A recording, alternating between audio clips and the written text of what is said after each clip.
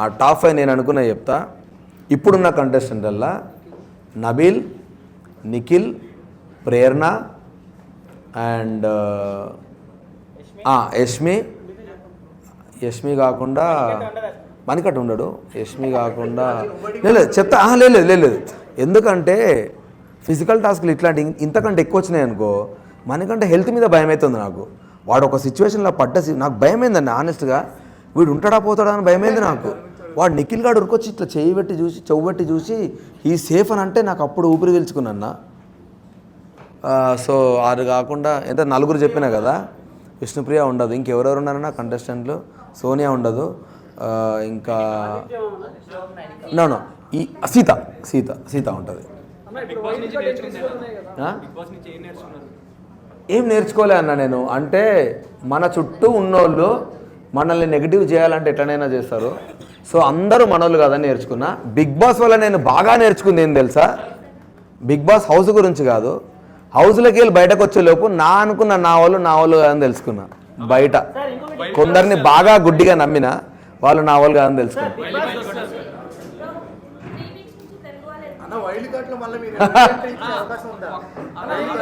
నాకు ఇస్తే 100% పోతా. ఇప్పుడు నేను ఆల్రెడీ చెప్పిన, కెమెరాగా చెప్పిన, బై మిస్టేక్ ఈ వీక్ కనుక నేను ఉంటే నాకు తెలిసింది ఇప్పుడు నేనేం మిస్టేక్ చేసినా అని. అది రిపీట్ కాదు, ఫినాలే దాకా నేను బయటకు రాను, నేను చూపిస్తాను నేను అని చెప్పిన. 100% చెప్పిన హానెస్ట్గా. ఎందుకంటే నేను ఆడలేక గివప్ ఇచ్చిన అనుకున్నారు, కానీ డ్యామేజ్ అయితే నాకు నెక్స్ట్ సినిమా ఉన్నదన్నది నా కన్సర్న్. ఇప్పుడు నేను డ్యామేజ్ అయినా పర్లేదు, ఎట్లా ఆడుతున్నా నేను ఇప్పుడు వెళ్ళి చూపిస్తాను, ఇంకంతే.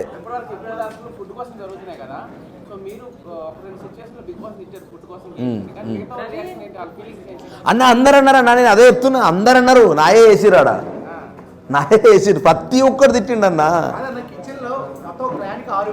అవును,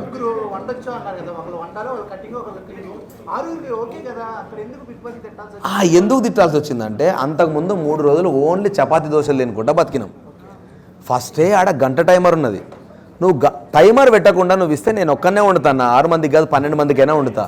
నువ్వు టైమర్లా నువ్వు ప్రాపర్గా ఉండలేదనుకో, వాళ్ళు వచ్చి టార్చర్ పెడతా ఉంటారు, మాకు లేట్ అవుతుందని ఆకలితో ఉంటారు. కర్మగాలి మనం ఫుడ్ చక్కగా ఉండలేదనుకో అన్న, వాడు తినకుండా బండాల్సి వస్తుందా, ఇంకేం ఆడతారన్న టాస్కులు. సో అది నా బాధ. అవుట్ ఆఫ్ దాన్ని ఏమంటారు, ఒక బాధతో వచ్చిన మాటలు అవన్నీ. ఎందుకంటే తినడానికి పెడుతురా, తినకుండా ఉండడానికి పెడుతురా టాస్కులు అని నాకు ఒక బాధతో వచ్చిన మాటలు అవి. ఎందుకంటే ఎగ్జాక్ట్లీ అన్న, నేను అదే అంటున్నా. ఇప్పుడు సీతదే బెస్ట్ ఎగ్జాంపుల్. ఆడ జరిగిందంతా వేరే, కానీ బయటకు ఒక విలన్ లాగా చూపిస్తున్నారు.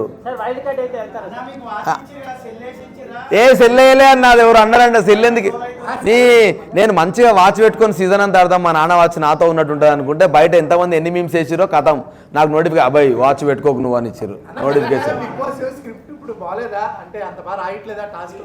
ఆ ఎక్కువ టాస్క్ నాకు అర్థం కాలే అన్న, నిజంగా చెప్తున్నా. వాళ్ళకి ఆప్షన్ ఇచ్చారు, నాకు ఇవ్వలేదు, నేను బరాబర్ ఫీల్ అవుతా కదా. నేను చెప్తున్నా కదన్నా, ఇప్పుడు వైల్డ్ కార్డు 2 ప్రూవ్ చేయాలి నేను. వీడు ఫిజికల్గా ఆడలేకపోయిండు, గివప్ ఇచ్చిండు అన్నారు కదా. నాకు నెక్స్ట్ సినిమా ఉన్నది, దానికి ఎఫెక్ట్ కావద్దని చెప్పేసి నేను ఆగిన. ఇప్పుడు బరాబర్ వైల్డ్ కార్డ్ వస్తే ఫిజికల్గా ఎంత డ్యామేజ్ అయినా పర్లేదు, నేను పోయి ఆడి నేను గివప్ ఇవ్వకుండా నేను ఫైటర్ అని వాళ్ళ కోసమైనా ప్రూవ్ చేస్తాను. ఎందుకంటే అదే చెప్తా అన్నారు కదా.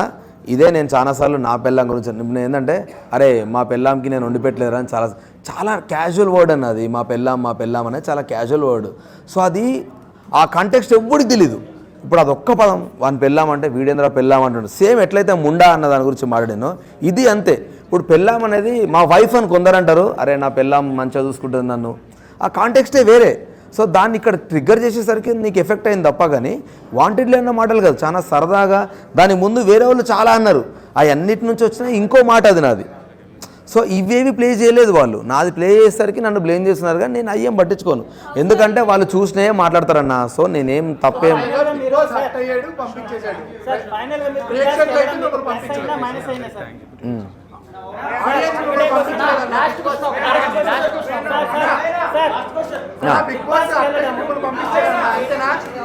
అన్నా please please please please please అట్లా ఏం లేదు అన్న. ఆడియన్స్కి ఏం పని ఉంటుంది అన్న నా మీద ఫోకస్ చేయడానికి. మా అయితే 4 రోజులు పట్టించుకుంటున్నాను, ఆ తర్వాత ఎవరి లైఫ్ వాళ్ళదే, ఎవరి ప్రెషర్ వాళ్ళదే, ఎవరి కష్టాలు వాళ్ళవే. అయినా నన్ను ఇష్టపడితే నన్ను ఫాలో అవుతారు, ఇష్టపడకపోతే లైట్ తీసుకుంటారు. వాళ్ళకి ఇంకా వేరే లైఫ్ ఉంటుంది. డెఫినెట్గా దానివల్ల ఎఫెక్ట్ అయ్యేది ఏముండదు అన్న. 12 ఏళ్ళ 10 ఏళ్ళ కెరియర్లో నేను చాలా మంచి పేరే తెచ్చుకున్నా, అయినా నాకు సినిమాలు రాలేదు. సో నెగిటివ్ వల్ల నాకు పెద్ద లైఫ్ పోతుంది అనేది ఏముండదు. నేనేం చెప్పా, వాళ్ళు చాలా ప్లాన్గా వస్తారు ఇప్పుడు. వాళ్ళే చాలా తెలివిగా వస్తారు. వాళ్ళతో హౌస్ హోల్డ్ జాగ్రత్తగా ఉండాలని చెప్తా యాక్చువల్గా ఛాన్స్ ఉంటే. ఫస్ట్ మీద నాకేం ఒపీనియన్ లేదు. పాయింట్అవుట్ చేసిరని అయితే నేను ఫీల్ అయిన హానెస్ట్గా. ఎందుకనంటే ఇప్పుడు ఏదన్నా రూల్ తప్పినామనుకో అన్న, బిగ్ బాస్ నుంచి వార్నింగ్ వస్తుంది, మీరు రూల్ తప్పుతున్నారు జాగ్రత్త అని వార్నింగ్ వస్తుంది బిగ్ బాస్ నుంచి. నా విషయంలో ఒక్కసారి కూడా రాలేదు. రానప్పుడు పక్క వాళ్ళందరూ చాబోయ్ నువ్వే నువ్వే నువ్వే అంటే గుమ్మడికాయ దొంగ అంటే నేను ఎందుకు భుజాలు తడుముకుంటా పోయి, నేను తప్పు చేస్తే డైరెక్ట్ చెప్తారు కదా వాళ్ళు, బిగ్ బాస్ చెప్తాడు. నేను టేబుల్ మీద తబలా కొడుతుంటే అబ్బాయి మీరు చేసే పని తక్షణమే ఆపేయండి అన్న క్యాండిడేట్ నేను బిగ్ బాస్ గురించి మాట్లాడుతున్నప్పుడు ఆయన అననప్పుడు నేను ఏమనుకుంటా, వాళ్ళు అన్ని పిచ్చ లైట్ తీసుకుంటారు. ఇప్పుడు వాళ్ళు ఏంది, మన పేషెన్సీ టెస్ట్ అక్కడ. వీడు టంగ్ లూజ్ అవుతున్నాడు అని అనుకుంటారు, కానీ వీడు నన్ను తిడుతున్నాడు ఎందుకు అనుకుంటారు అని చెప్పి నేను ఆబ్వియస్లీ అనుకుంటా. ఎందుకంటే నేను కన్ఫెషన్ రూమ్కి వెళ్తాను చాలాసార్లు అడిగిన.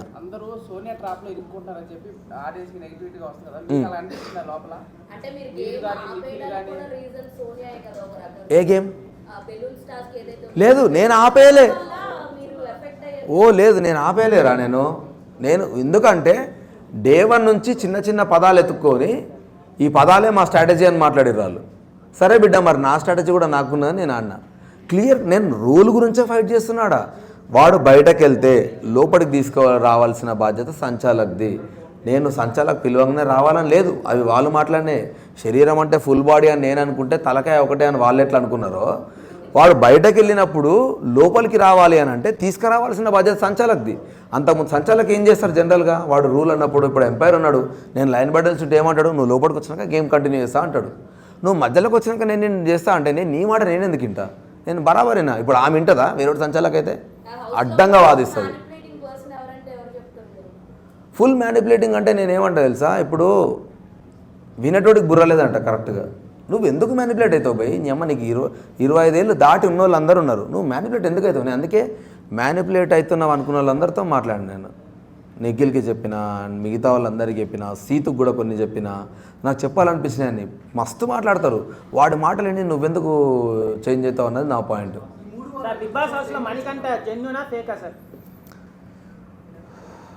మణికంఠ నిజంగా హౌస్లో మోస్ట్ టిపికల్ పర్సన్, హానెస్ట్గా చెప్తున్నా నేను. ఎందుకంటే ఒకటి చెప్తా, మణికంఠ సిచ్యువేషన్ బట్టి మాటలు మారుస్తుండని నాకు అనిపించింది హానెస్ట్గా. నేను హౌస్లో ఉన్నప్పుడు అంటే నేను ఎగ్జాక్ట్లీ బయటకు వచ్చే ముందే జరిగింది అది, కొంచెం కొన్ని జరిగినాయి. ఇప్పుడు అది ఎట్లా అంటే అది ఫుల్ కెమెరాతో మాట్లాడుతూ ఉంటాడు వాడు వెళ్ళి గంటలు. సో మాకు అర్థం కాదు, అది 100% స్ట్రాటజీ అన్న. ఫస్ట్ వీక్ వెళ్ళిపోవాల్సినోడు నేను ఒక పాయింట్ ట్రిగ్గర్ చేస్తే వాడు బయటకు వచ్చి అన్నాడు, నువ్వు అడిగిన క్వశ్చన్కి నా దగ్గర ఆన్సర్ లేదు, అందుకే నేను గివ్ అప్ ఇచ్చేసిన డిస్కషన్స్లా. అప్పుడే నాకు అర్థమైంది నువ్వు పాయింట్ టు పాయింట్ మాట్లాడతావని, నా ఎమోషన్స్ కంట్రోల్ చేసుకుంటా అని అన్నాడు. ఫస్ట్ వీక్ అంత ఘోరంగా ఫ్లక్చువేట్ అయిన ఒక పర్సన్ సెకండ్ వీక్ దన్మని ఫ్లిప్ అయిపోతే ఈడు అమ్మాయి 1 వీక్లో ఎట్లా మారిండ్రా అని ఒక షాక్లో ఉన్నా. మారితే మంచిదే కదా అని కూడా అనుకున్నా. ఆ తర్వాత సిచ్యువేషన్ బట్టి ఏడుస్తూ ఉన్నాడు. నాకు ఎందుకు నేను అనుకున్నా అంటే, ప్రతిసారి నా వైఫ్ నా పాప అంటాడు. నేను 5 వారాలు ఉంటే చాలన్నా నా టార్గెట్ సేఫ్, నా పాప నా దగ్గరకు వస్తుంది అని అన్నాడు. వీడికి ఎన్ని ఫైనాన్షియల్ ప్రాబ్లమ్స్ ఉన్నాయో ఏమోలే అనుకుని ఆగిన. ఆ పాయింట్ మీద స్టిక్ ఆన్ అయ్యింటే నాకు వాడి మీద డౌట్ రాకపోయేది. సడన్గా ఎగ్ టాస్క్లో పోయి మూల కూర్చొని ఏడుస్తూ ఉన్నాడు. ఎందుకు కప్పుకి వెళ్ళిస్తా, నీ మొన్న కదరా నువ్వు 5 వారాలు అన్నావు, డైరెక్ట్ కప్పుకి ఎట్లా వెళ్ళిపోయినావురా నువ్వు. సో ఏది నమ్మాలన్నా. సో అందుకనే నేను వాడి మీద ఫ్లిప్ అయిపోయినాను. వీడు ఖచ్చితంగా హానెస్ట్గా ఆడతలేడని నాకు అనిపించింది. అండ్ ఇంకోటి, మణికంఠ మీద 2 అలిగేషన్ల వల్ల నేను ఇంకా ఎక్కువ ఫీల్ అయినా. వాని క్యారెక్టర్, దాన్ని ఏమంటారు పదం కరెక్ట్గా చెప్పాలంటే, 2 అమ్మాయిలు ఎమోషనల్గా నన్ను మోసం చేసిండు అని అన్నారు. అది చాలా బాధాకరమైన మాట.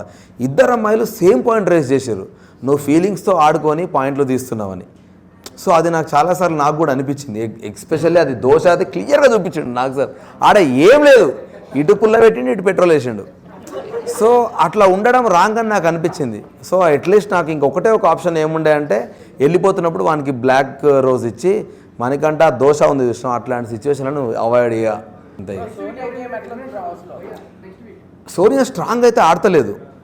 సోనియా మాటలే ఉన్నాయి సోనియా. నాకు తెలిసిన సోనియా ఫైటర్, కానీ ఆ ఫైటర్ నాకు ఎక్కడ కనబడలేదు. ఫస్ట్ 2-3 రోజులే కనబడ్డది. ఆ తర్వాత ఆమె ఎందుకు సైలెంట్ అయింది ఏమైంది నాకు అసలు నో ఐడియా.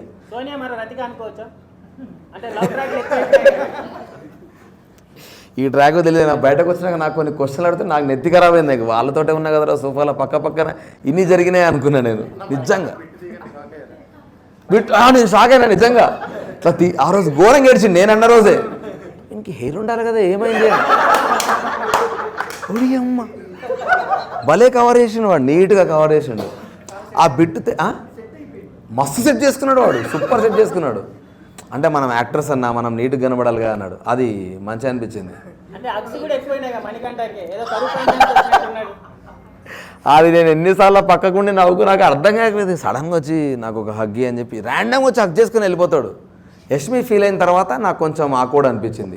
అంటే అప్పటిదాకా నేను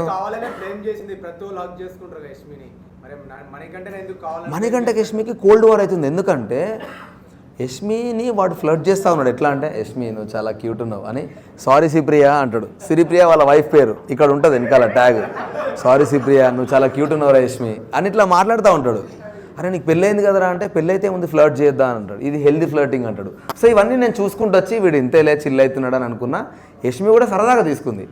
ఎప్పటిదాకా సరదాగా తీసుకుంది, వాళ్ళు జోక్లో మాట్లాడిన మాటలు అనేది సల్లకిలో పాయింట్ తీసి నామినేట్ చేసేసరికి ఫ్లిప్ అయిపోయింది ఆ పిల్ల. సో ఆమె యష్మి కరెక్ట్ చెప్పాలంటే గేమ్ని గేమ్లాగా ఆడుకుంటా నువ్వు ఫ్రెండ్గా నువ్వు ఎవ్వను అనగా నువ్వు తప్పు చేస్తే పాయింట్అవుట్ చేసే ఒకే ఒక స్ట్రైట్ ఫార్వర్డ్ క్యాండిడేట్ యష్మి హౌస్లో.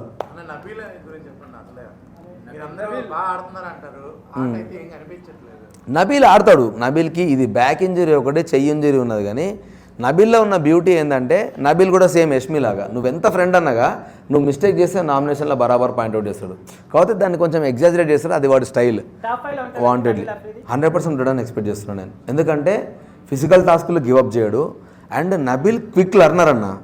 ఇప్పుడు నేను ఈ మాటలు మాట్లాడిన తర్వాత నన్ను రెడ్ కార్డ్ ఇచ్చారు కదా నాకు. నేను చెప్తున్నా కదా ఇప్పుడు వాడిది నా సేమ్ స్లాంగ్. వాడు కూడా చాలాసార్లు నాతో అట్లాంటి మాటలు మాట్లాడాడు. నేను చెప్తున్నా హౌస్ అయిపోయేదాకా వాడు ఆ మాటలు మాట్లాడు. ఎందుకంటే మైండ్లో పెట్టుకుంటే అంటే వాడు అస్సలు ఏదైనా నెగిటివ్ అవుతుంది ఒకరికి అని అంటే అది పెట్టుకొని ఆడతాడు. అది ఆబ్వియస్లీ వెరీ కాన్షియస్ ఉంటాడు. అది ఖచ్చితంగా ఒక గేమర్కి ఉండాలి. వాడికి ఉన్నది, వాడు ఉంటాడు టాప్ 5. లేదు అంత అగ్రెసివ్ కాదు నబీల్. నబీల్ ఎక్కడ కావాలో అక్కడ అవుతాడు. Nabeel is very calm composed, చాలా కామ్ కంపోజ్డ్. అస్సలు కాదు. నబీల్ చాలా హర్ట్ చాలా మంచిగా ఉన్న కన్నింగ్ లాగా అని చెప్పగాని ఇంకా నాకు అర్థం కాని క్యారెక్టర్స్లో ఒకటి విష్ణుప్రియ ఒకటి అర్థం కాదు. నాకు ఎందుకు అర్థం కాదంటే తక్కువని ఫ్లోలో కొన్ని మాటలు వదిలేస్తుంది. ఆ తర్వాత ఎందుకో రియలైజ్ అయ్యి మళ్ళీ ఆ మాటకు సారీ చెప్తుంది. అట్లా నన్ను ఒక మాట అన్నది, నబీల్ని ఒక మాట అన్నది గేమ్ ఆడుతున్నప్పుడు. అంటే తక్కువ నువ్వు ఒకరిని అసాసినేట్ చేయకూడదు కదా రాంగ్ వర్డింగ్స్ యూజ్ చేసి. ఆ తర్వాత నువ్వు సారీ చెప్పి ఏం లాభం అన్నా, జరగని దాన్ని జరిగినట్టు పోర్ట్రే చేయడం. అది నాకు ఎందుకో నాకు దానివల్లనే కొంచెం ఆక్వర్డ్ అనిపిస్తూ ఉంటుంది.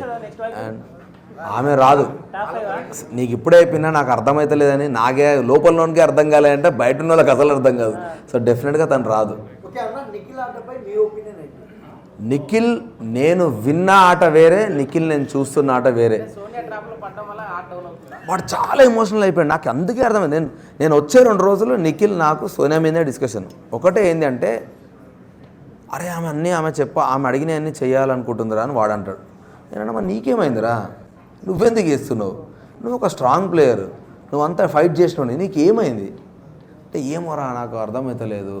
అండ్ ఇంకోటి ఏమైందంటే వాని దరిద్రం పాపం ఉన్నది 3 వారాలు కానీ 4గురితో లింకేసారు వానికి. ఆ 3 వారాలల్లా వానికి ఎవరితో మాట్లాడాలన్నా భయం అవుతూ ఉన్నది.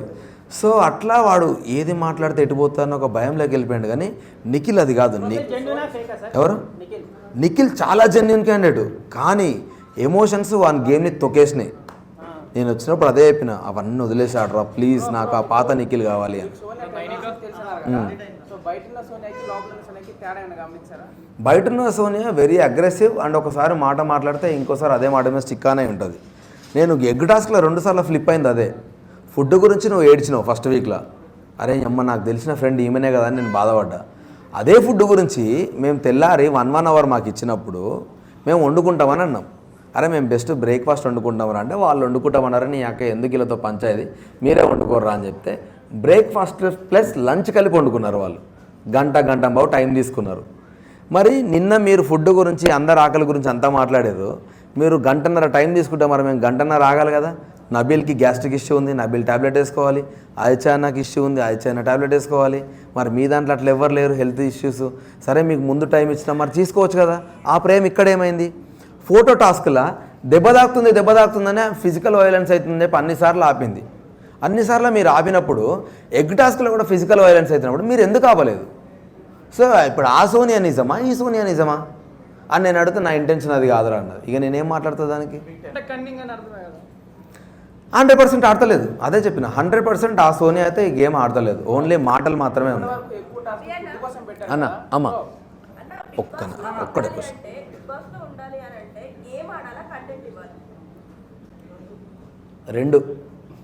రెండు కన్ఫర్మ్ 2. ఎందుకంటే మా వైఫ్ బయటకు వచ్చినాక అన్నది, నువ్వు ఎక్కువ కనబడలేదురా ఫస్ట్ 2 వీక్స్ 3 వీక్స్ అని అన్నది. నేనన్నా నా ఏవి చూసినావు కదరా, నేను కనపడపోతే అన్ని ఎమోషన్లు ఏడికేళ్ళు ఉంటాయి. బట్ స్టిల్ వాళ్ళు ఎందుకు ప్లే చేయలేదో నాకు తెలియదు. నా గురించి 11 మంది నిల్చున్నారు కదా వాడు వెళ్ళకూడదని. సో అట్లీస్ట్ నేను ఎంతవరకు వాళ్ళతో బాండింగ్ ఉన్నా, ఎంత గేమ్ అని వాళ్ళకు కూడా తెలుసు కదా. నేను ఒక నార్మల్ అంటే నేను ఏమే ఆడకపోయి ఉంటే వాళ్ళకి ఏం అవసరం నా గురించి డిఫెండ్ చేయడానికి. వాడు మంచి ప్లేయర్, మంచిగా ఆడతాడనే వాళ్ళకి తెలిసింది. ఫస్ట్ వీక్ నుంచి నేను ఆడుతూనే ఉన్నా. అదొక్కటే గేమ్ నేను గివప్ చేసిన అంటే ఫిజికల్ డ్యామేజ్ అవ్వద్దు అనేది నా ఇంటెన్షను. నేను చెప్పిన మీ ఇష్టం, మీరు ఆడుతా అంటే ఆడుకోండి అన్నా కాబట్టి నేను గివప్ చేసిన. అది ఓకే. ఏది సెకండ్ వీక్లో హానెస్ట్ ఇప్పుడు నాకు ఏంటంటే సెకండ్ వీక్లో స్టిల్ మళ్ళీ నాకు మణికంఠనే ఉన్నాడు ఆప్షన్. మణికంఠనే ఆప్షన్ ఉన్నప్పుడు నేనేమనుకున్నా అంటే ఆల్రెడీ వాడిని ఒక దగ్గర ప్రెస్ చేసి వదిలేసినప్పుడు వాడు ఆల్రెడీ ఎమోషనల్గా ఫ్లక్చువేట్ అవుతున్నప్పుడు ఒకటే టార్గెట్ని మళ్ళీ ట్రిగ్గర్ చేయడం కరెక్ట్ కాదు అని అనిపించి అక్కడి నుంచి నేను ఆదిత్య అన్నను చెప్పిన. 100% ఆదిత్య అన్నది కూడా మిస్టేకే ఉంది. ఎందుకు తెలుసా?